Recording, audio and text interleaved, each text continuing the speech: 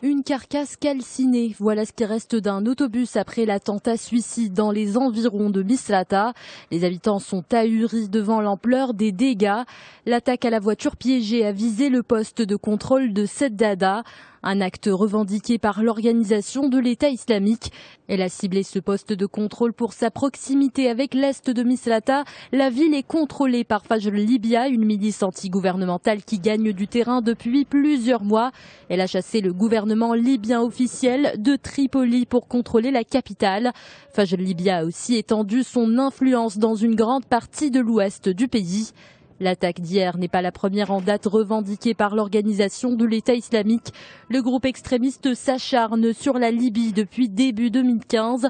L'une des premières attaques a été menée en janvier contre un hôtel à Tripoli, faisant 9 morts. En février, la branche libyenne de l'organisation extrémiste a décapité 21 chrétiens. La plupart étaient égyptiens. Une autre montée des violences a été constatée la semaine dernière.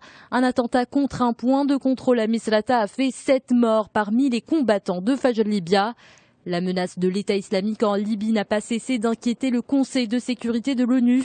Ses membres ont fini par adopter une résolution pour soutenir la lutte contre les djihadistes dans le pays.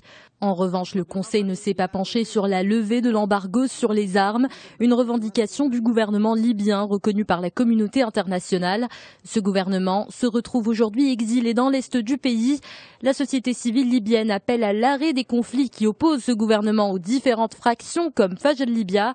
Car au moment où ils se disputent tous le pays, l'État islamique planifie sa progression en Libye.